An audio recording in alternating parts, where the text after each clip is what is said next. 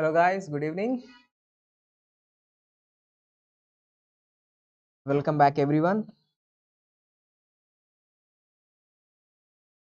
Okay, in the series of general physiology, today let's discuss about the chapter which is cell organelles.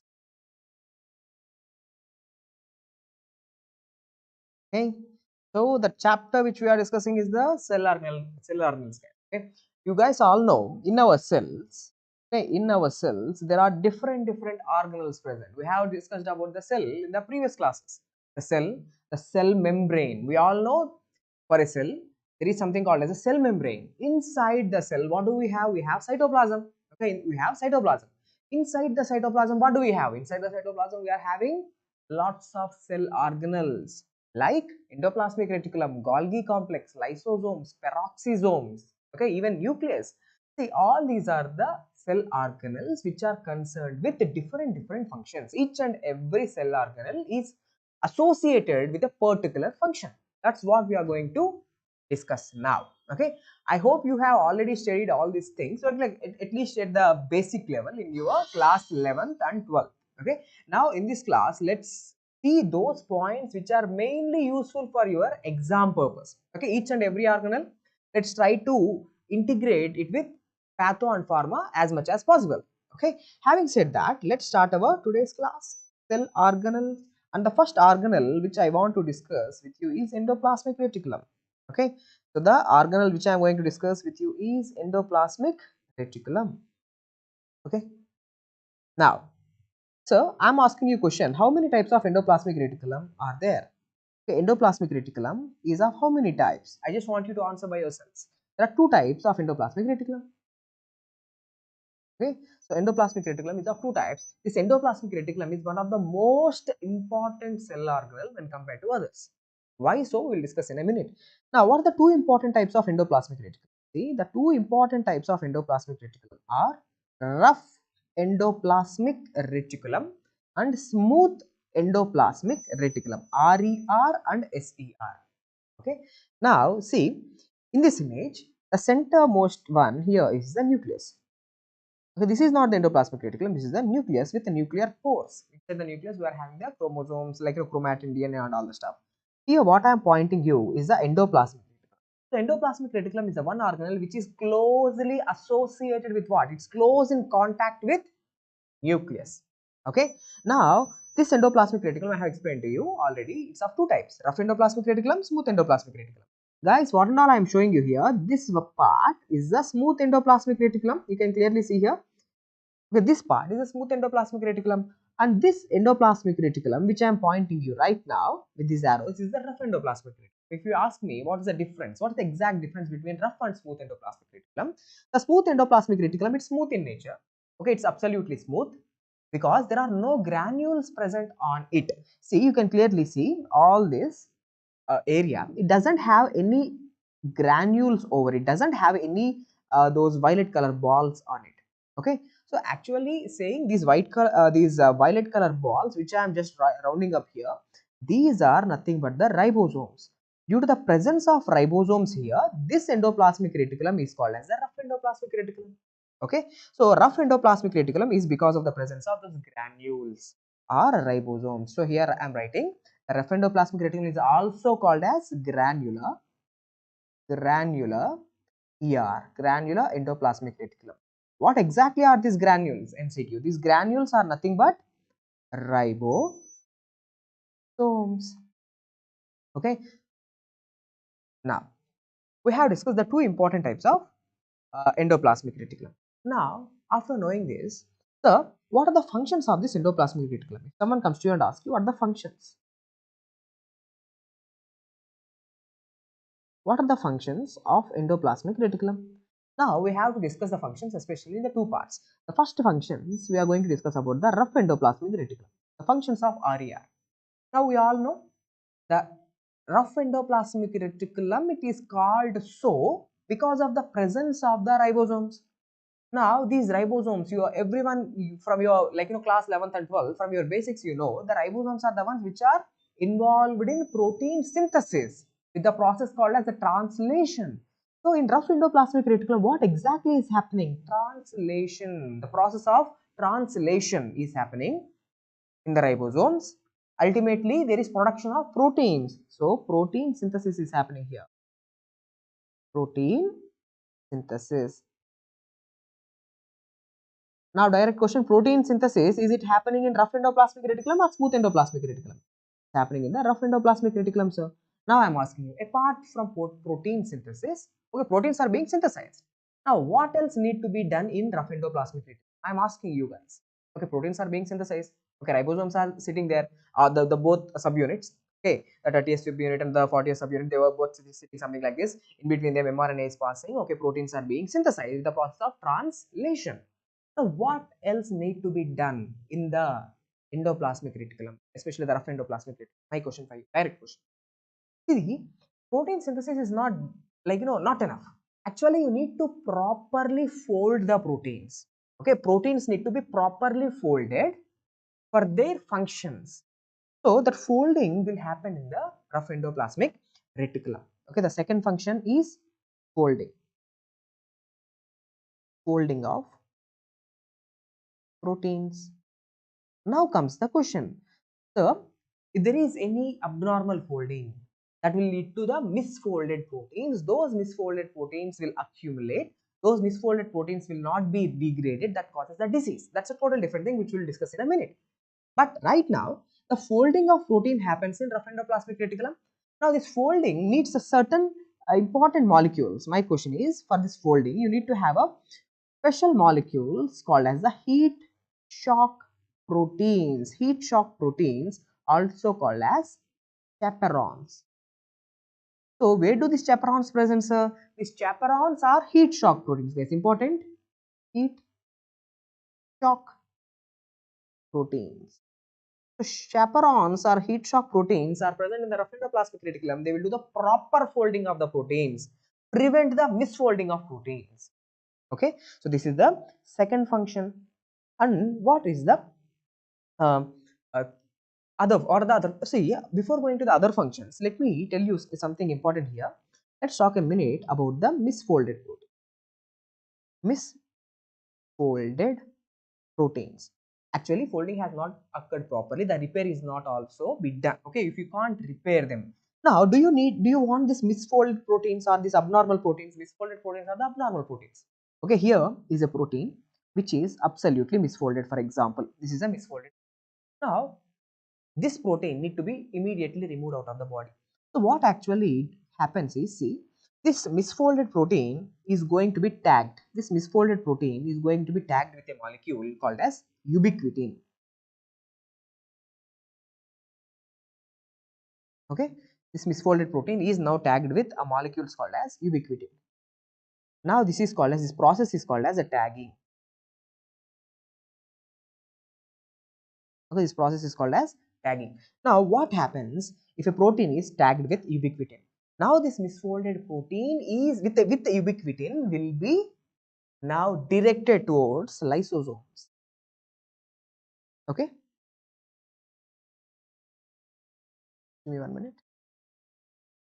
Now this tagged protein, misfolded proteins are directed towards proteosomes. Okay, not lysosomes, proteosomes. Proteosomes. Now, what? See, in the name itself, it's a proteosomes. Proteins is associated with some kind of proteins. Now, these misfolded proteins are coming into the proteosomes. Inside the proteosomes, these misfolded proteins are going to be degraded. Okay. Now, amino acids will be released, and all those amino acids will be again recycled back. Amino acids, whatever will be coming out, they will be recycled back. So, this pathway. So, this is the pathway where the misfolded protein is tagged with the ubiquitin, and the ubiquitin tagged misfolded proteins are directed, okay, to proteosomes from the endoplasmic reticulum to the proteosomes, and these misfolded proteins are being degraded. So this is something called as ERAD. Okay, ERAD. So what exactly is ERAD, sir? It's ER means endoplasmic reticulum, assisted means it's assisting. Okay, assisted degradation. Okay, endoplasmic reticulum assisted degradation. Okay, this is very much important. This is a very much important process for the especially the quality control of the protein. So endoplasmic reticulum is a center for quality control. It's a center for quality control of proteins. Okay, if someone comes to you and asks you what is the center for quality control, it's not the ribosomes, it's not the Golgi complex, it's the endoplasmic reticulum. Okay, now here I just want to go a bit deep into, okay, I just want to go a bit in detail about the misfolded proteins. Okay, I'm just trying to integrate with Pathog. Okay, misfolded proteins. For example, I have already explained to you all the misfolded proteins will be removed with the help of ERAD, endoplasmic reticulum associated assisted degradation. For example, if there is any defect in ERAD pathway, okay, that ERAD pathway is not properly functioning. Now what happens? Now these misfolded proteins are going to accumulate inside our body. Now these misfolded proteins will cause certain diseases. For example, there are diseases in pathology, like in pathology we will study. There are diseases where the abnormal protein, misfolded protein is getting accumulated. So that type of diseases are called as amyloid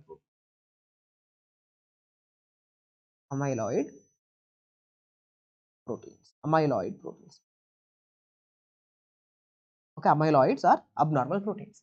Now, just tell me two important diseases. I just want you to answer two important diseases where amyloid accumulation is happening. Okay, abnormal proteins are being accumulated in the body.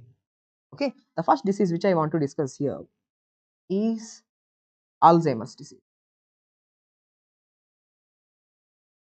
Alzheimer's disease. Okay, now my direct question to you, if you are especially from your second or third year, guys, can you tell me what exactly is this Alzheimer's disease? What is the problem with the Alzheimer's disease? Okay, what is the problem with the Alzheimer's disease? It's a single most leading cause of, it's a most common cause of what problem? Imagine that I am the one who is having Alzheimer's right now here. Now I will suffer with what kind of condition? Come on guys, I am now checking the comment section. Someone is asking like the quality is the video quality is poor. Guys, from our side everything is good. Okay, from our side everything is good. You just try to refresh your screen. Okay. Now Alzheimer's disease. Come on guys, what exactly is the problem with Alzheimer's disease? It's the most common cause of dementia. Okay, now my question for you, what exactly is dementia? Memory loss. Okay, memory loss. Okay, the memory is lost. Okay, I don't know who you are. Like, I couldn't recognize even my family members. That's a Alzheimer's disease. Usually Alzheimer's disease something is going to be like occurring in 60s, 70s. Okay, when you age, Alzheimer's will occur. Okay, but because of the accumulation of these amyloid proteins, that can even lead to the early Alzheimer's. Okay, having said that, okay, now my questions for you, especially those fellows who are in your second year and third year, guys, could you tell me, these are the repeatedly asked questions. Now, what exactly is happening in the Alzheimer's disease? Okay, accumulation of the amyloid proteins in the brain. Accumulation of the abnormal proteins in the neurons and around the neurons is the one which is causing to the dementia, memory loss. Okay, we will discuss. But can you tell me what are the genes which are mutated? The four important genes which are mutated in the Alzheimer's disease. Okay, because of these gene mutations, all the problems are happening. What are the four important gene mutations?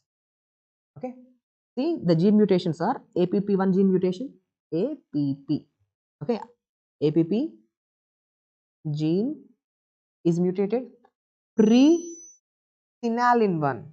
Okay, senilin 1 gene mutation. Presenilin 2 gene mutation, and apolipoprotein E mutation. Okay, so because of the abnormalities of these four, like APP gene mutation, which is present APP gene, this gene, once this question was asked, APP gene is present on the chromosome number 21. The gene is present on the chromosome number 21. Presenilin gene is present on the chromosome number 14. Presenilin 2 gene is present on the chromosome number 1.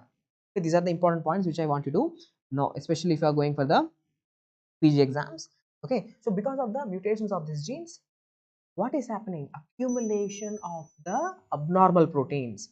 Now here, see, these accumulations will happen in two places, in the neurons and around the neurons. For example, in Alzheimer's disease, okay, I'm going bit into the patho because these are important. See, for example, if this is a neuron, okay, this is a neuron. Now, accumulation of these proteins are happening where? Because of these mutations. Accumulation of these proteins is happening inside the neuron as well as outside the neuron. Both are like abnormal proteins. Now, my question is, what do we call these proteins which are present inside the neuron and outside the neuron? Can anyone tell me? Outside the neuron, these proteins are called as A beta amyloid.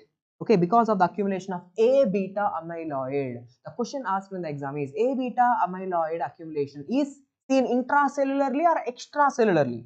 It is seen extracellularly. It's seen extracellularly, not intracellularly. So what is seen intracellularly? What is that abnormal accumulation? That abnormal accumulation which is seen intracellularly is called as neurofibrillary tangles. Neurofibrillary tangles. Okay. Yeah, is it for first year? Absolutely. Without any doubt, yes. Okay, even Alzheimer's disease, all these things will also come in the first year subject. Okay. So I'm just trying to integrate as much as possible.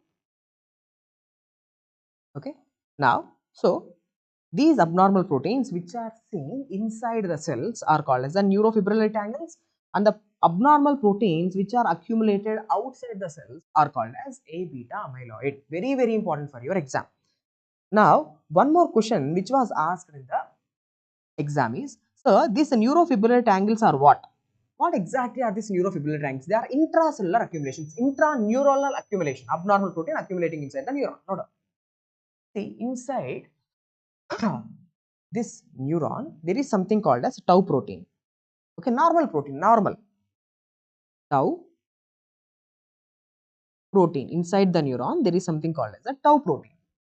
If this tau protein unnecessarily, abnormally, if this tau protein, if it is hyperphosphorylated, means phosphate group. If hyperphosphorylation, if hyperphosphorylation of this tau protein happens, means that the hyperphosphorylated tau protein is called as a neurofibrillary tangle. Now, these neurofibrillary tangles are intracellular accumulations inside the neuron. Now, my question is, say, these are abnormal proteins, right? Neurofibrillary tangles as well as the beta amyloid, both are abnormal proteins. Now, because of the presence of these abnormal proteins, do you think normal neuronal function will happen? Definitely not. Normal neuronal function will not happen.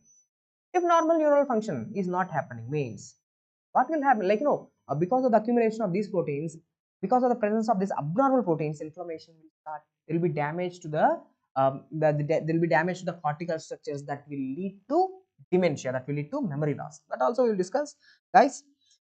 See, what and all I am teaching here, every point is an MCQ, without doubt. Okay, without doubt, every point is going to be an MCQ. Okay. Now, let's go further. Now, sir, so neurofibrillary tangles are intracellular accumulations which are nothing but the hyperphosphorylated tau proteins and A beta amyloid are there. Now, because of them, what will happen? See, especially because of the A beta amyloid, there will be a structure. There will be a structure in your brain that will be damaged. That damaged structure is called as Meyer-net nucleus. Okay, Meyer-net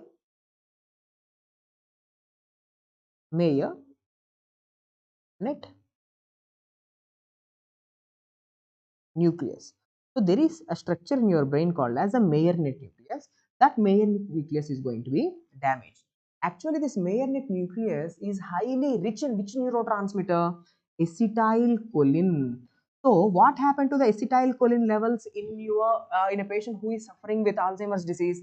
Very, very important. In a patient who is suffering with Alzheimer's disease, the CNS structure which is damaged is Meyer-net nucleus. Okay. And because of that, what happened to the acetylcholine levels? Acetylcholine levels decreases. And this decrease in the acetylcholine levels, this acetylcholine is a very important neurotransmitter which plays a role in formation of memory. If you want to have a good memory, you need to have a proper levels of acetylcholine. Okay, this decrease in acetylcholine will lead to memory loss. Okay, memory loss. Now, my question for you, okay, especially those students who are like, exam going batches and from the second year, okay, those students who have already completed your pharmacology, just tell me how to treat Alzheimer's disease. Okay, how can we treat the Alzheimer's disease, sir? How can we treat the Alzheimer's disease? By increasing the acetylcholine levels. You increase the acetylcholine levels, you can actually treat Alzheimer's disease. Can you tell me what is the drug of choice for Alzheimer's disease? What is the exact drug of choice for Alzheimer's disease? The three important drugs which you need to tell. The drugs which increase the acetylcholine levels in your brain. Donepezil. So this is the question which came in the recent FMG exam. Okay, recent foreign medical graduate exam. This was the question, the drug of choice for Alzheimer's disease. Donepezil, Riva, Tigmin, and galantamine. Also, there is a drug called as a tacarine. Okay, it can also actually treat the Alzheimer's disease, but this drug was was taken out of the use. Okay, this drug, importantly, the tacarine was taken out of the use. It increases the acetylcholine levels, but why it was taken out of use is because tacarine causes hepatotoxicity. Hepatotoxicity, important MCQ. What is the side effect of tacarine? Hepatotoxicity. Okay, sir, let's come back. Okay, let's come back to our topic. What we are discussing? We are just trying to integrate the misfolded protein concept, the concept of misfolded proteins, abnormal proteins, with a disease where abnormal proteins are being accumulated in the brain, leading to memory loss. That's the Alzheimer's disease. Okay, now after this, let's talk about the second type of disease where abnormal proteins are being accumulated, the very bad proteins are being accumulated. So the second type of disease here is called as a prion disease. Okay, let me clear here. Okay, now write it down.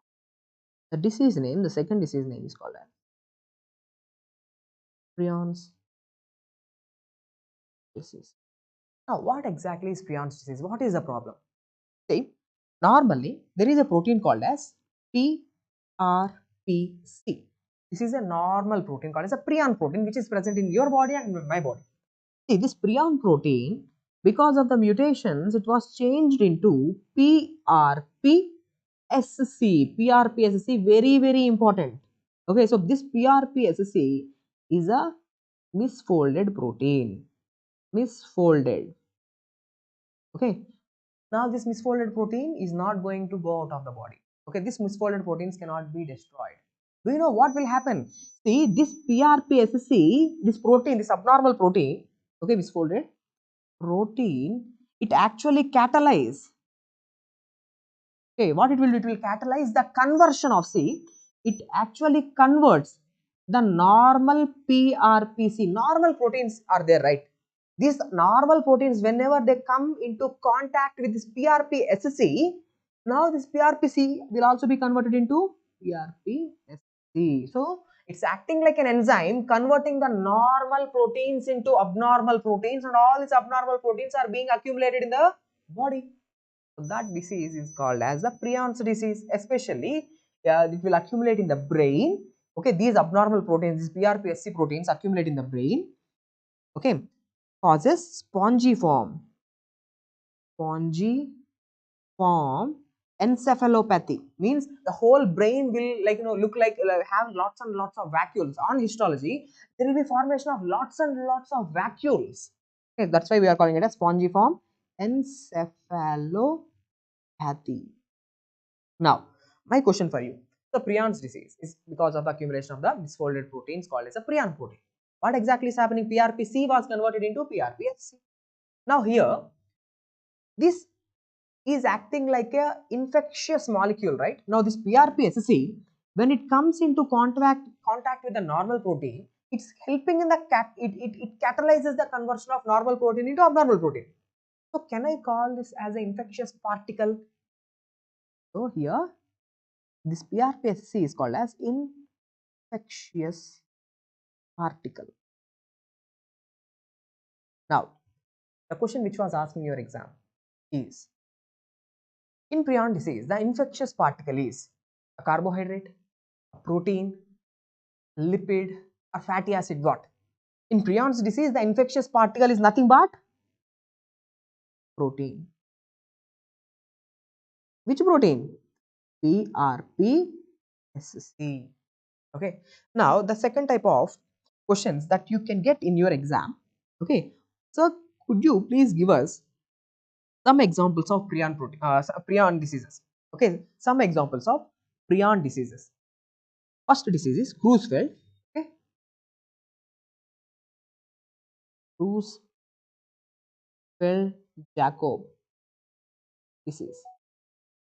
All these are because of the accumulation of this prion proteins. Creutzfeldt-Jakob disease, familial fatal insomnia. Okay, just for exam purpose, you need to know this name. Just for exam purpose, you need to know these names. Creutzfeldt-Jakob disease, familial fatal insomnia, and bovine spongiform encephalopathy. Bovine spongiform encephalopathy, and Kuru disease. Kuru disease. So these four I want you to know. You can ask me, sir, why you are trying to integrate? Right now we are discussing about the physio, right? Okay, why you are trying to integrate with the patho and pharma as much as possible? Because this is how your exams are going to be whenever you finish your 5th year, and whenever you get into the final exam which is allowing, which is a gateway for you to enter into the PG. That's the next exam, right? Okay, after your 5th year, no one is going to directly ask you questions from physiology. Okay, no one is going to directly ask you a physiology question. It should be all the time a clinical. Try to integrate as much as possible with the other subjects.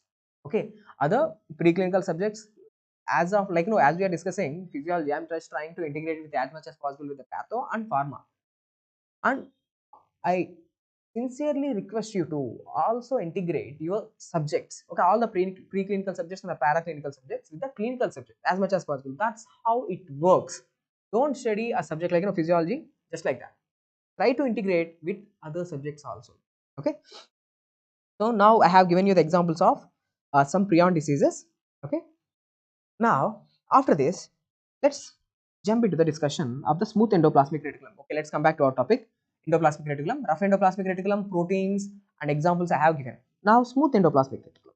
Smooth endoplasmic reticulum. Now, just tell me the 3 important functions of smooth endoplasmic reticulum. Why do we need the smooth endoplasmic reticulum? Protein synthesis is not happening over there. Now, what else is happening? There is steroid hormone synthesis. Steroid hormone synthesis. Now, as first year students, they will have a doubt what exactly are the steroid hormones. Can you tell me what exactly is a steroid hormone? A hormone which is derived out of cholesterol. If a hormone is coming out of a cholesterol, if a hormone is made out of cholesterol, that hormone is called as a steroid hormones. For all the steroid hormones, example like glucocorticoids, okay, like cortisol, it's example of a glucocorticoid, right? And aldosterone, example of a mineralocorticoid, and testosterone, the name itself is there. See, sterone, testosterone, estrogen. Okay, all these are the steroid hormones.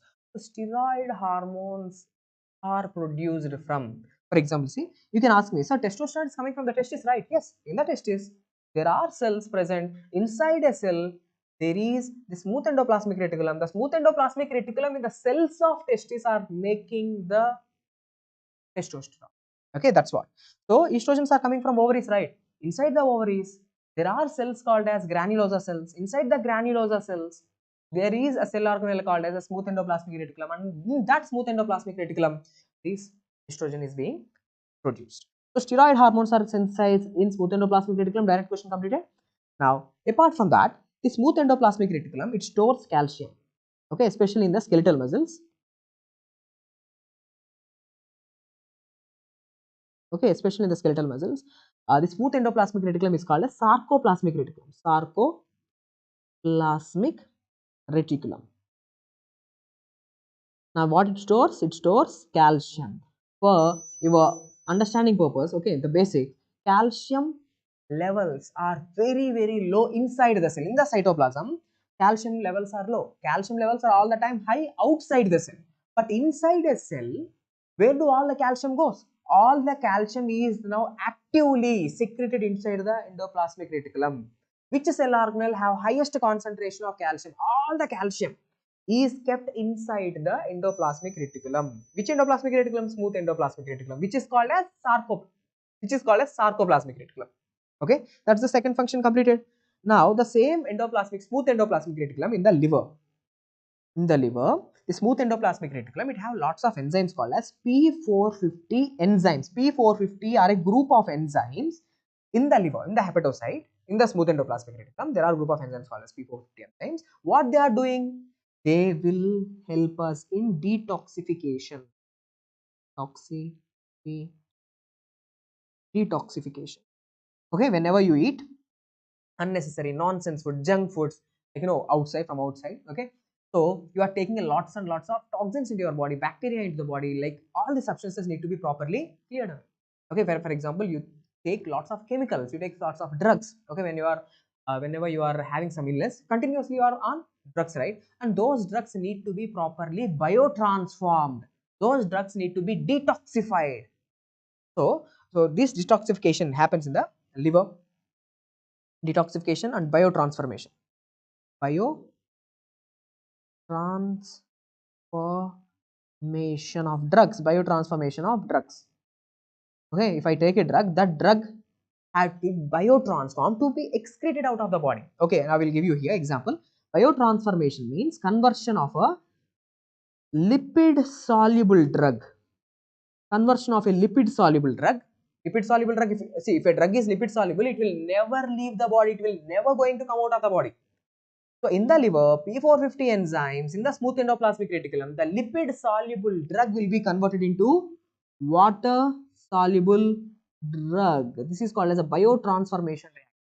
So when a drug is water soluble, it will easily, it's going to come out.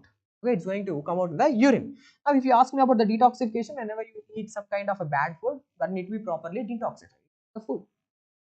Okay, so the functions of the endoplasmic reticulum are done. Okay, endoplasmic reticulum, we are done with the functions. Now, after endoplasmic reticulum, the second organelle which I want you to know is Golgi apparatus. Okay, just give me 1 minute so that I will sit. Okay, so this is the Golgi apparatus, the second organelle we have to discuss. Now, here, before discussing anything, I want you to know the parts of the Golgi apparatus. So this Golgi apparatus is very closely associated with the endoplasmic reticulum, especially rough endoplasmic reticulum. Here is the nucleus. Surrounding the nucleus, what do we have? Surrounding the nucleus, we are having the endoplasmic reticulum. Now, surrounding the endoplasmic reticulum, the next cell organelle that what we have is the Golgi apparatus. Now, this Golgi apparatus, there are three important parts. First is the cis phase. This is the cis phase. And the next, these are the tubules. These are called as a Golgi apparatus proper. Okay, these main tubules. And the last phase, the last part is the trans phase. What exactly happens? In a very simple way, see, proteins are synthesized in the rough endoplasmic reticulum, in the ribosomes. Proteins are folded. Okay, to a degree, proteins are folded. And now these proteins again need to be like you need to do more folding. Just try to understand like this. You need to modify these proteins. Still you need to modify these proteins. So those proteins are coming, see, from the endoplasmic reticulum. Now those proteins are coming in the form of vesicles. Inside the vesicles, these proteins are coming. Now see, imagine this is the vesicle. Inside the vesicle, what do you have? Inside the vesicle, you have proteins.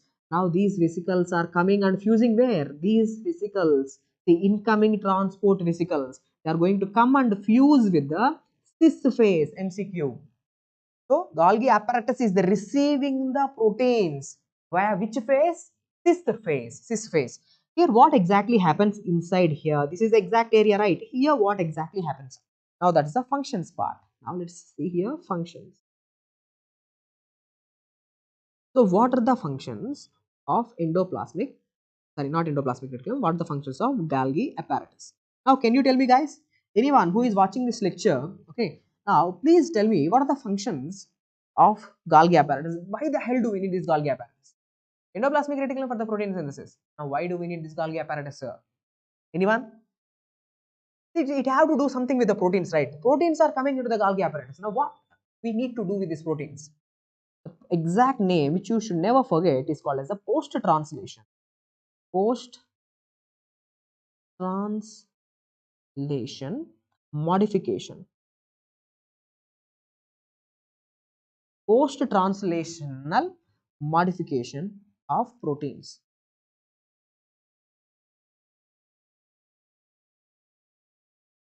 So direct question. Synthesis of proteins were rough endoplasmic reticulum. Post translational modification of proteins were in the Golgi apparatus. Now, if you ask me, sir, what the hell is this post translational modification of a protein, sir? Already protein is properly folded, right? For example, see, this is a protein which is properly folded. Now, see, onto this protein, okay, onto this protein, carbohydrate molecules are being added. Okay, this protein is now married to carbohydrates. Now, whenever you marry, what will happen to your stability? You are going to be more stable, right? You are not going to all this, like, no. I just don't want to say anyway. Okay, now what's happening? These proteins are now bonded with the carbohydrate molecules. This process is called as, okay, glycosylation. Glycosylation. Now, what exactly is this glycosylation doing? Glycosylation increases the stability. Glycosylation increases the stability of proteins. So this is the first function of Golgi apparatus. Now, after this, let's discuss about the one more function. The second function is mapping, tagging of mannose 6 phosphate. Okay, tagging of mannose 6 phosphate. What exactly happens is this? Now, protein, see, when here is a protein, here is a protein, okay, here is a protein, properly folded protein. Now, glycosylation have already happened. Okay, let me show you glycosylation also. Yeah, okay, here is a glycosylation carbohydrates. Alright, but my question is, see, continuously in our body there is continuous turnover, right? Okay, new cells are being produced, those new cells will become old cells are going to be died in the place of old cells, like, you have to replenish the new cells. We don't want anything old, okay, everything need to be properly replenished. So then there will be no aging. For example, try to understand, like, every epithelial cell, like, the epithelial cell turnover. Here, our epithelial cells are going to be constantly being changed for every 55 to 70 days. Our epithelial cells are going to be constantly replenished. In the same way, in our body, for example, right now, today, there is some protein which is produced. Do you think that protein is going to be stay for the next 20 years or 30 years? Definitely not. Okay. So, whenever there is a protein produced, that protein need to be, that protein will work for certain days. And this protein, after a few days, it need to be degraded. Older proteins need to be degraded. Amino acids will be released. By uptaking those amino acids, we have to recycle and we have to make a new protein. So what I'm saying is, okay, sir, right now protein is formed, but at the end of the day, that protein need to be destroyed. That protein need to be degraded once it becomes old. So when this protein is produced, this protein is tagged with something called as, see, on the protein, there are certain units called as a mannose. Okay, on the mannose residues, okay, on the mannose residues, now phosphate is being added. On the mannose residues, these phosphates are being added. So this is now what it became, mannose on the sixth carbon, phosphates are being added. So this is, it becomes mannose 6 phosphate. Okay. Now what happens is, this mannose 6 phosphate tagged proteins will be uptaken by whom? When they become old, they will be uptaken by lysosomes. They will be uptaken by lysosomes. Okay. Now here in lysosomes, what happened? In lysosomes, those proteins are going to be degraded and amino acids will be released. Okay, amino acids are going to be released and these amino acids will be recycled. Okay, they will be recycled. Okay, so this is the second function of the Golgi apparatus. Now, important problem is, for example, if there is any defective, okay, if there is any defective in this tagging of mannose 6-phosphate, defect, let me write it here, defect, okay, defect. Now, what will happen? Just tell me. It will lead to a disease. Defect will lead to a disease called as. Can anyone tell me what is a disease, guys? Anyone? This is not something even second year. The notes will be available in the group. Don't worry. The notes will be absolutely available in the group. Guys, can you tell me, especially from the first year biochemistry, if you have properly studied your biochemistry, you should be able to answer. There is this lysosomal storage disorder, which is due to defective tagging of mannose 6-phosphate under the proteins. What is this disease? Eye cell disease. Anyone? Eye cell. Okay. Eye cell disease. Okay. Defective in this tagging of mannose 6-phosphate in the Golgi complex will lead to a disease called as eye cell disease. Okay. Now, after this, let's talk about the third cell organelle, which is very simple from here. The two important cell organelles are completed. The first cell organelle is endoplasmic reticulum. The second cell organelle is Golgi complex. See, they are mainly dealing with both the cell organelles, the first one and the second one. Both the fellows are mainly dealing with what? They are dealing with the proteins, right? So, they are called as the twin organelles. Twin organelles. So, what are the example of twin organelles? The twin organelles are endoplasmic reticulum and Golgi apparatus. Now let's come back. The third organelle which I am discussing is lysosome.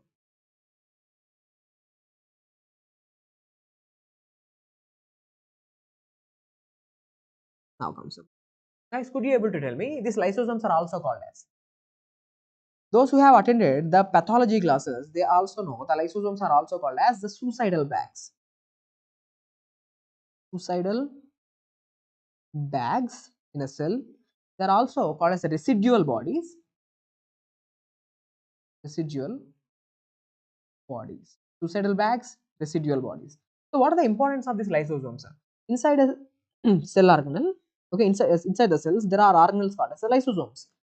See, here on the lysosomes, there is something called as H plus proton ATPase. Okay, proton ATPase, where constantly protons are being secreted, okay, into the lysosome. So, inside the lysosome, what do we have? We have enzymes which are rich in protons, okay, which are rich in protons. So, now tell me, in which of the following cell organelle you have acidic medium? In which of the following cell organelle you have acidic medium? The lysosome. So, you have acidic pH. Or in which of the following cell organelle you have hydrolytic enzymes or acidic enzymes? So, here inside the lysosomes you have hydrolytic enzymes. Okay. Now, what are the functions? If someone comes to you and asks you, what are the functions of lysosomes? Functions. Now, you just tell me, what are the functions of a lysosome? I am asking you. You just think yourself. Okay, first year guys. Now, why the hell do we need lysosome? Because, not because, we need lysosomes for a process called as autophagy. Okay, there is something called as autophagy. Okay, there are times where you need to destroy your own cell organelles. For example, like during starvation. Okay, so during starvation, what happens? Autophagy. So what exactly is autophagy? See here, this is a lysosome. Okay, lysosome which is full of hydrolytic enzymes. Now, what is the problem? The problem is starvation. You are not eating. There is no energy supply, no carbohydrate supply. Okay, to you. Now, what happens is, see, now this lysosome is going to uptake your mitochondria. Okay, you are having the mitochondria, right? Now, mitochondria will be uptaken into the lysosome.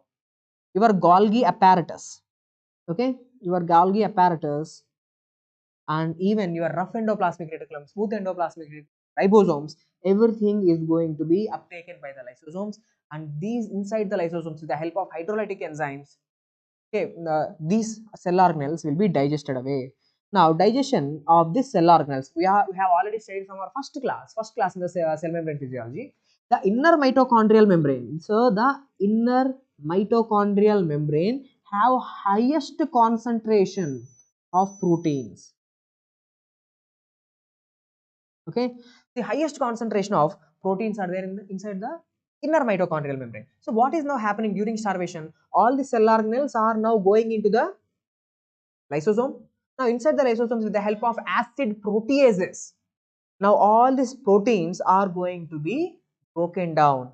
Now, from here, like amino acids will be released. Now, that amino acid, you can your cells can actually use these amino acids for the proper generation of energy. Okay, so this will be very much helpful, especially in the conditions of starvation. So, these are some points about the lysosome. Okay, it helps in autophagy. Okay.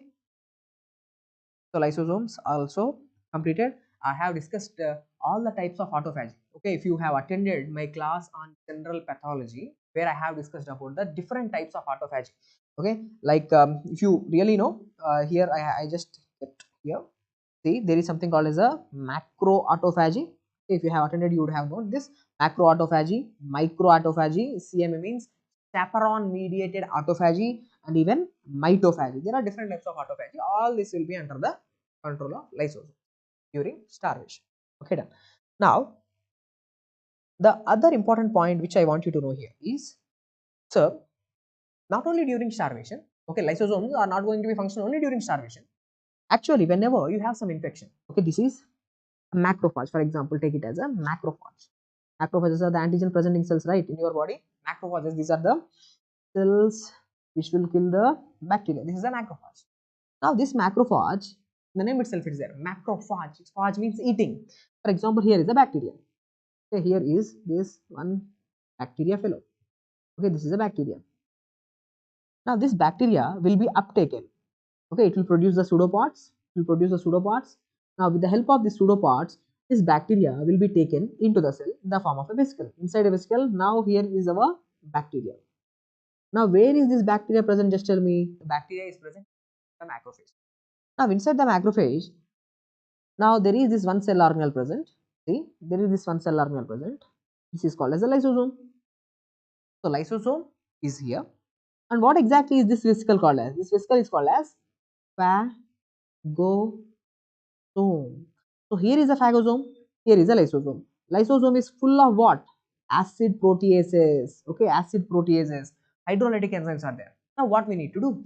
We need to fuse this lysosome with the phagosome. We need to fuse them. We need to bring them together so that this acids, whatever were there, they will be dumped. Okay, they will be dumped onto this bacteria and the bacteria will be killed.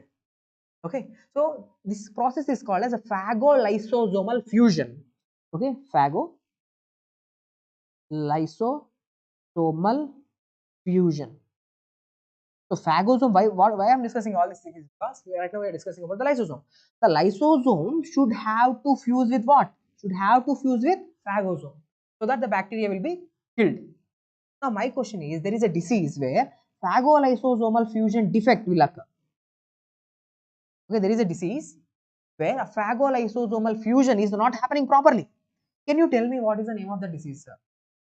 Can you tell me what is the name of the disease and what is the gene mutation that leads to the disease? Gene mutation and what is the name of the disease? Gene mutation is called as a LYST, list gene mutation. The gene mutation is list gene mutation. Because of the list gene mutation, the patient is going to end up in a disease called as cardiac Higashi syndrome.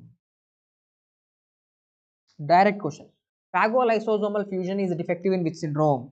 Cardiac Higashi syndrome. Now, what will be the problem for this fellow? What will be the problem? Now, he is having bacterial infection. Bacteria is even uptaken by the macrophage, but bacteria, is it going to be killed properly? No, bacteria is now replicating inside the macrophage, and the bacteria will eventually come out of the macrophage and attack the surrounding tissue, so that these patients is going to have continuous and recurrent infection. So celiac syndrome is the one condition, one out of many conditions where the patient is going to suffer with recurrent infection. Okay, recurrent infections. Okay, okay, sir, done. Now we are done with the topic of lysosomes. Lysosomes are also completed. Now after lysosomes, the next cell organelle which I want you to know is peroxisomes. Okay,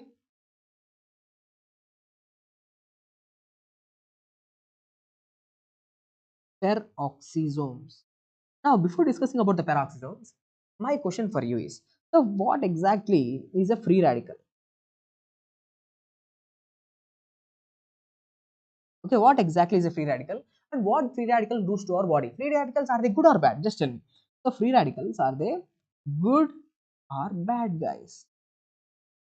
Are they good or bad? Just tell me. Hmm? Are they good or bad? Come on, guys. I'm checking your comments. Free radicals, are they good or bad? Come on, all you guys, first year guys. They are absolutely bad. Okay, they are absolutely bad. They are not good. Okay. Now, if you ask me what exactly is a free radical, for example, if any atom, okay, here is an atom. Okay, here is an atom. Now, in the outer orbit, okay, I'm not going into the chemistry. It's very simple. See, all these molecules are atoms which have a free unpaired electron. If an atom have an unpaired electron in the outer orbit, okay, if it having unpaired electron, okay, if it's yeah, yes, absolutely. Free radicals are good for, like, good in certain ways. Okay, in certain ways the free radicals are also good. But anyway, generally speaking, free radicals are bad substances, because first of all, free radical is something which is having a unpaired electron. Okay, unpaired electron. Okay, so it's having unpaired electron. All the times electron need to be paired. For example, whenever you are in a pair with someone, okay, now you will be absolutely stable. You are not doing any nonsense things. Okay, you are not going to mess up with your life whenever you are paired. But whenever you are single, you are not paired with anyone. What all the time you will do? You are all the time searching to go and mingle, okay, with someone, right? You're all the time going into all different kinds of relationships. So that's something not good for stability. In the same way, these molecules are these atoms which have an unpaired electron, either the positive charges or the negative charges. Okay, if I write, see, here is an atom with a positive charge here. See, here it's an example of a free radical. Even if I write here an atom with a negative charge, this is an example of a free radical. Both are free radicals, either positive charge or negative charge. Either it's having an excessive electron or one minus electron. Both of them examples of free radicals, and free radicals are the time bad. Why? Because these free radicals will react with the cell membrane. Okay, they will react with the cell membrane, they will react with the proteins, they will react with the enzymes, they will even interfere with the DNA and the chromosomes, which will cause damage. Okay, so these free radicals ultimately react with the cellular components and they will cause damage. Okay, for example, right now, if you have more free radical injury in your body, if free radical injury is going on in your body, you will have very fast aging. If it's happening in your skin, it causes aging. So what I'm saying is, first, free radicals are bad, sir. And do we have free radical production inside the body? Do we have free radical production inside the body? All time, free radicals are produced in body. Okay, all the time free radicals are produced inside the body, and one of the free radical which I want to discuss here is H2O2. So what exactly? Okay, so what exactly is this H2O2? This is not a rapid revision. Okay, this is not a rapid revision. This is just a simple introductory class to general physiology.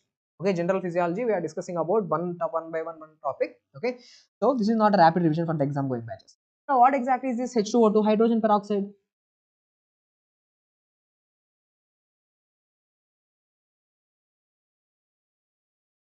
It's a hydrogen peroxide which is a free radical. okay, which is a free radical. Now question is, so all the time this H2O2 is getting produced inside the body.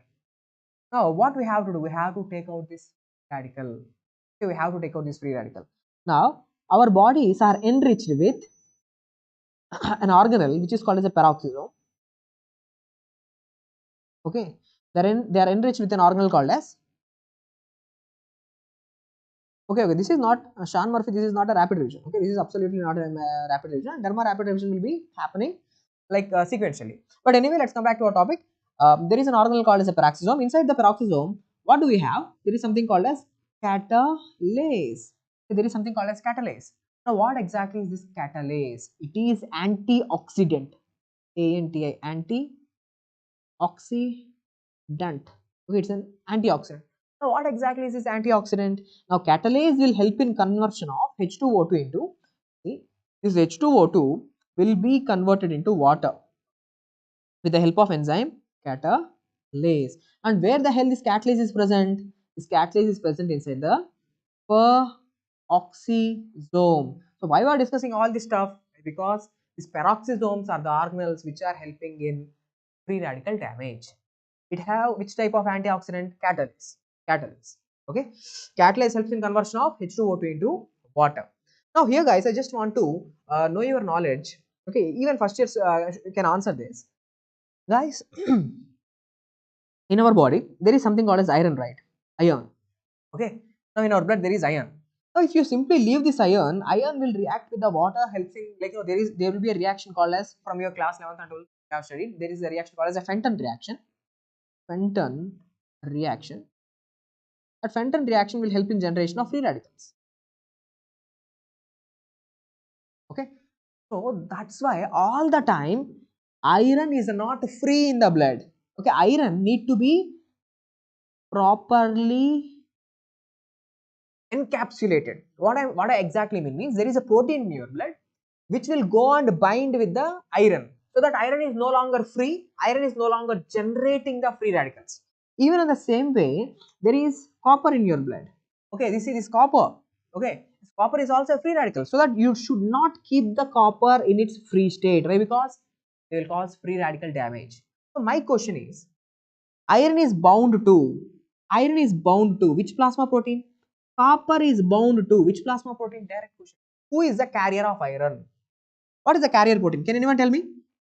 What is the carrier protein of iron? Come on. It starts with the letter T. Yes, Monisha, you are true. You see, for copper it is, no, Roy, you are not correct. Ferritin is not the correct answer. For iron it is transferrin. Yes. So transferrin is the carrier protein for iron, and for copper it is ceruloplasmin. So transferrin and ceruloplasmin are the carrier molecules. Okay. Now, yes, ferritin is the storage form of iron in your body, in your body, in your liver, and in bone marrow. In bone marrow, macrophages especially, the storage form of iron is called as ferritin. Ferritin is storage form of iron.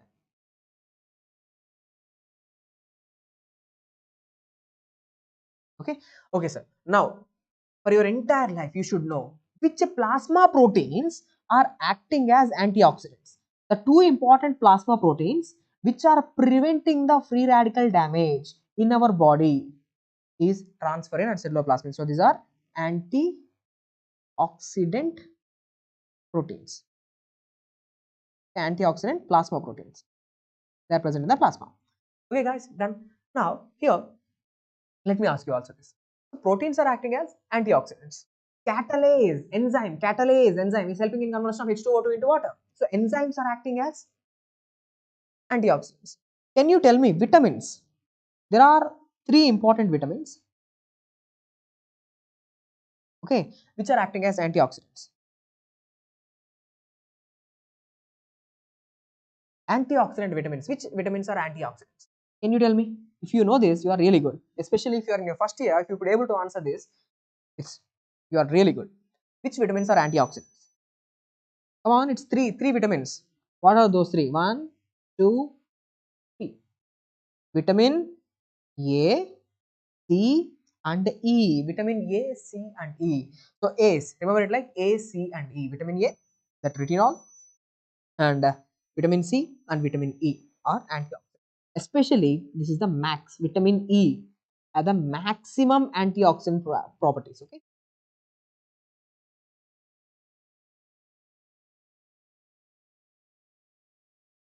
Okay, maximum antioxidant properties are there with the vitamin E. So the first important functions of the peroxisomes are done.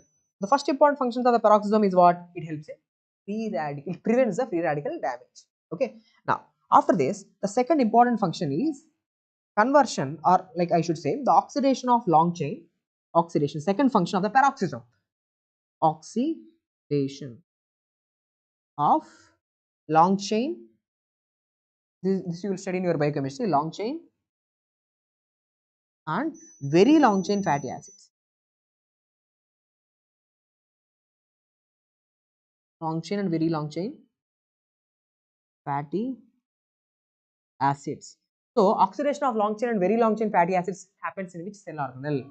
And the peroxisomes. So, what is the enzyme helping this process? The enzyme is phytanic acid oxidase. So, the name of the enzyme is phytanic acid oxidase. The phytanic acid oxidase is the enzyme which is helping in the this process. Okay, oxidation of fatty acids. Now, important point for the exam is, if you have any deficiency of this enzyme, okay, if you have any deficiency of this enzyme, do you think oxidation of long chain and very long chain fatty acids will occur? Definitely not. So that will cause a disease called as, anyone who knows the name of the disease? Let's start with the letter R. Refsum's disease. Okay, where these all these fatty acids are accumulated inside the cell. So Refsum disease is which type of disorder? It's a peroxisomal disorder, peroxisomal storage disorder. So Refsum disease is peroxisomal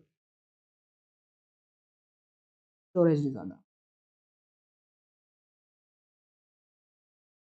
Okay, peroxisomal storage disorder due to deficiency of phytanic acid oxidase. Okay, done. Now let's jump on to the most important organelle. The most important organelle, even like peroxisomes are done, we are done with the peroxisomes. And the fifth important cell organelle which we are going to discuss is my favorite, is mitochondria. Okay, now just tell me this mitochondria. What is the other name for mitochondria? We all know mitochondria is a place where ATP production happens. I hope you have already studied your biochemistry well. Okay, so mitochondria is the place where ATP are being produced. Okay, now so ATP, you know, it's like a power for the cell, for power, the currency for the entire cell is the ATP. So mitochondria are called as the powerhouse of the cell. Powerhouse. Muhammad, yes, I am very good. Okay, I am very good. How about you? Powerhouse of the cell. Now, before discussing anything about the mitochondria, first of all, let's see the structure of mitochondria. Okay, first let's see how mitochondria looks like. So let me select this and go.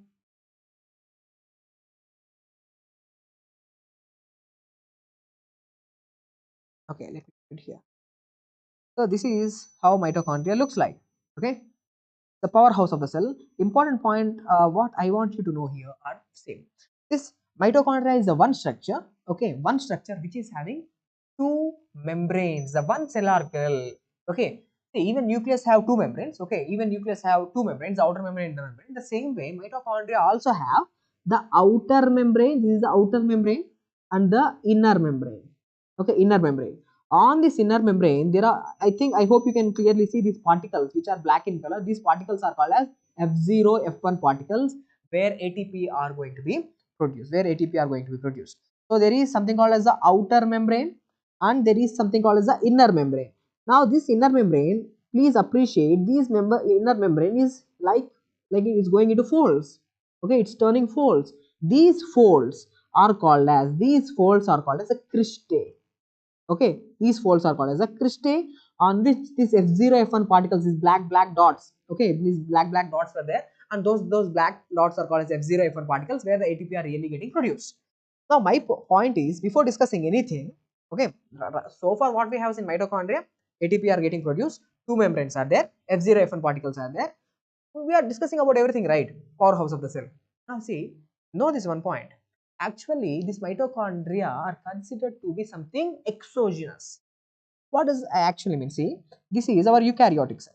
Okay, a million year back, not even million year back, millions and millions of years back. Okay, when the evolution is in its beginning, the primitive stage. Okay, now life is at the cellular level.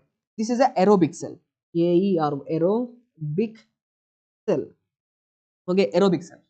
Now at this time, what have happened is scientists are thinking like this. They have proposed there is this one anaerobic bacteria. Sorry, not anaerobic bacteria. This is a eukaryotic cell. Eukaryotic cell. Okay. Now this is aerobic bacteria. Aerobic bacteria. Now this aerobic bacteria, it uses oxygen. Okay, it uses oxygen. That's why we are calling it as aerobic bacteria, and it helps in production of ATP. Okay, it generates ATP. Now, millions and millions of years back, this aerobic friendly bacteria, it have gotten, okay, it have by chance or somehow it have entered into the eukaryotic cell, and in the eukaryotic cell, this aerobic bacteria have actually transformed, okay, actually convert into mitochondria. It became one of us.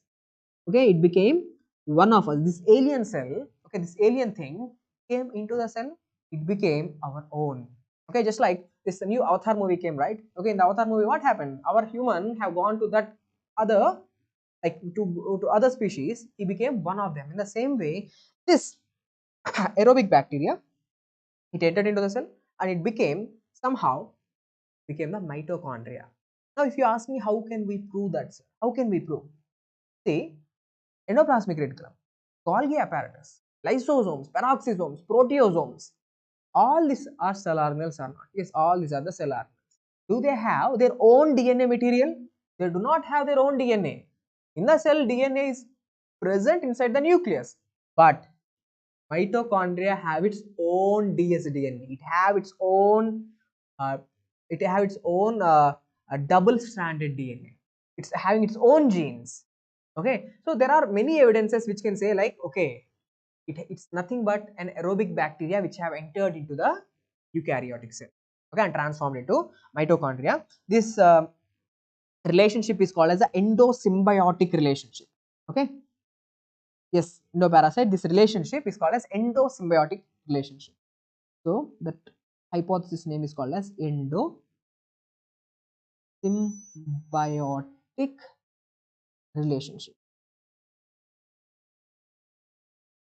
Okay, endosymbiotic relationship. Now, so what else we have to know regarding this mitochondria? It having outer and inner mitochondrial membrane, we know it, and between the outer membrane and inner membrane, whatever the space is called as the intermitochondrial space or intermembrane space. Okay, the space is called as the intermembrane space. Now, why that intermembrane space is important? Because in the intermembrane space, there is presence of lots of molecules, especially the cytochrome C. We will discuss in a minute.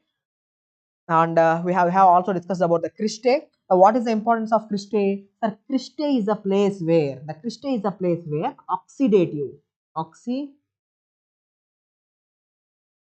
oxidative phosphorylation takes place. Oxidative phosphorylation will take place in cristae, especially on the F0 F1 particles. Endosymbiotic relationship we also discussed. We have discussed, like, the mitochondria have its own genome. Now, after this, what I want you to know is something called as the inheritance of mitochondria. Inheritance of mitochondria.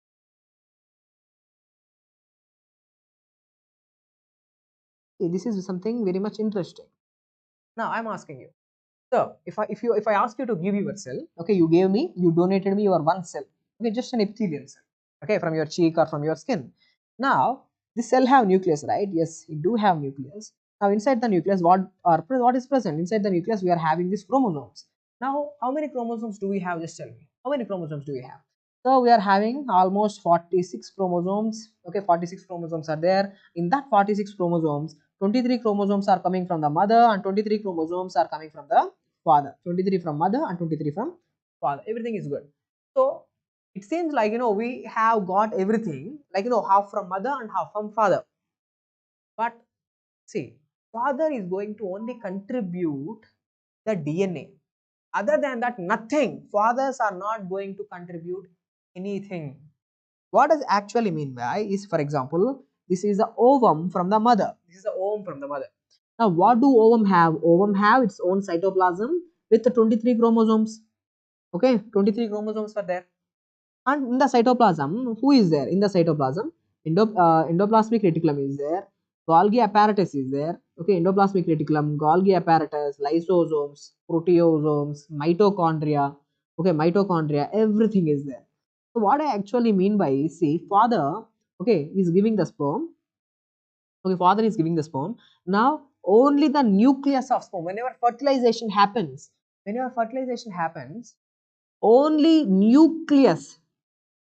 Okay, let me show you. Okay, for example, if this is the nucleus, only nucleus is going to enter. So nucleus have what? Mitochondria? No. So all your cytoplasm, see, this is a statement, all your cytoplasm, all your mitochondria, all your cell organelles, from where they are coming? They are actually coming from your mother. Your mother is the one who is donating you all the mitochondria. For example, right now, if you have a trillion mitochondria, all those trillion mitochondria are given by your mother only. Father is not giving any mitochondria. So all these mitochondrial genes, whatever are they maternal in inheritance or paternal inheritance? Mitochondrial genes follow maternal inheritance pattern. MCQ.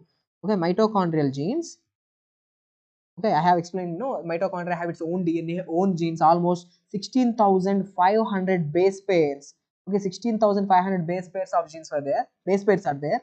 Now, all they follow maternal inheritance pattern. Maternal inheritance. Now, why I am so much stressing here is because, for example, there are diseases called as mitochondrial diseases. Mitochondrial diseases. Here, the important statement is mitochondrial diseases are going to be shared by affected fathers or affected mothers. For example, see, let's make a pedigree chart here. This is a mother. Okay, this is a mother, and this is a father. Okay, now they have like see here the mother is having a problem. Let me show you here like this with the bars, which means problem. Now they have 4 children. Okay, these two couples, they have 4 children, 2 daughters and 2 sons. Now my question is, how many of this progeny, how many of the offsprings are going to be affected? Okay, the mother is having which problem? Mitochondrial dysfunction or mitochondrial disease. Mitochondrial disease. Now tell me, how many offspring will be affected? How many offspring will be affected? 2, 50%, 25% or total? I have explained to you, all the mitochondria are given by mother only. So in all these 4 offsprings, 1, 2, 3 and 4, mitochondria are there or not? Mitochondria are coming. Defective mitochondria are coming. So all 4 individuals will be affected. Okay. So all 4 will be affected. So affected mothers will spread the disease. Affected mothers will spread the disease. For example, now out of these 4, okay, because of some reason, 2 are dead. Okay, let me take out these 2 fellows. 2 are dead. One daughter is dead and one like one son is dead. Now this daughter, affected daughter, she is still alive. Now this daughter is going to get into relationship with the other normal fellow. Okay, healthy fellow. Okay, now this couple are also having 2 offsprings, one son and one daughter. Now let's come back here. This last fellow who is survived, this fellow is now getting into relationship with other beautiful girl. Now they also have 2 children. 2 children or 3 children, doesn't matter. Okay, they also have children. Okay, 2 daughters and 1 son. Now tell me, first let's talk about here this condition. Okay, here let's talk about here. Now, how many of these offsprings will be affected? Okay, how many of these offsprings will be affected? The affected mother is affected. If mother is affected means all offsprings will be affected. That's the mitochondrial inheritance. Right now I'm not talking about X-linked inheritance or like an X-linked recessive, X-linked dominant. I'm not talking about that. Autosomal dominant, autosomal recessive. I'm not talking about that. This is something, a special kind of inheritance called as a mitochondrial inheritance, absolutely maternal in nature. Affected mothers will pass the disease. Okay, so here mother is affected, offsprings are affected. Now here see, here father affected, but mother is normal. All the mitochondria are coming from whom? Mother only here. Mother is absolutely normal, right? So all of them are healthy. Okay, all these fellows are healthy. Okay, all the offsprings are absolutely healthy. So this is the mitochondrial head. After this, what else you should know? For exam point of view, see, they will ask you, could you please give me at least certain names of mitochondrial diseases? Okay, names of mitochondrial diseases. Can anyone tell me at least 3-4 names? 3-4 names of mitochondrial diseases. The diseases where mitochondria are not functioning properly. Can anyone tell me?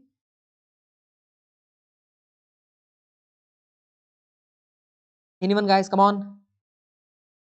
Okay, let me write it here. The 4 important diseases which I want you to know is, so 1, 2, 3, 4. Leigh syndrome, Leigh, Leigh syndrome. Okay, Melas. So Melas means mitochondrial encephalopathy with lactic acidosis. Okay, mitochondrial. Let me write it here. Mitochondrial encephalopathy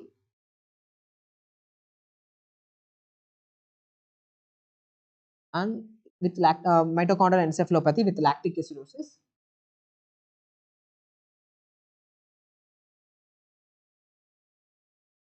and stroke-like syndrome.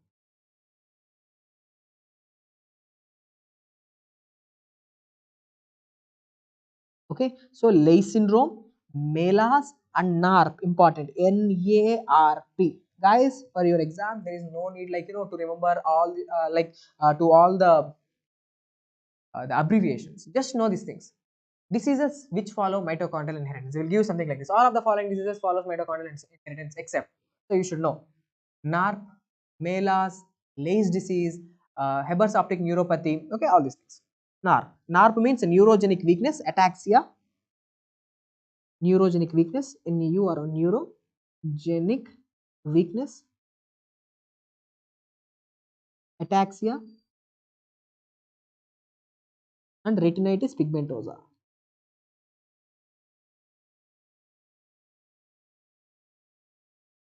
And last fellow which I want you to know is MERF.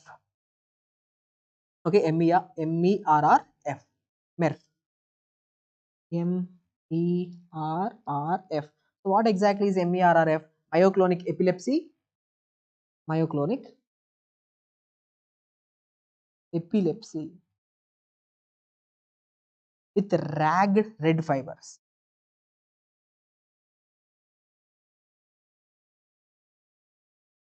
Ragged red. So these are the 4 important mitochondrial diseases which I want you to know. Leigh syndrome, Melas, NARPS and MERF. So with this, see, in this physiology class, I have discussed with you the general physiology. The topic of general physiology is cell organelles. I have integrated with as much as possible with the pathog.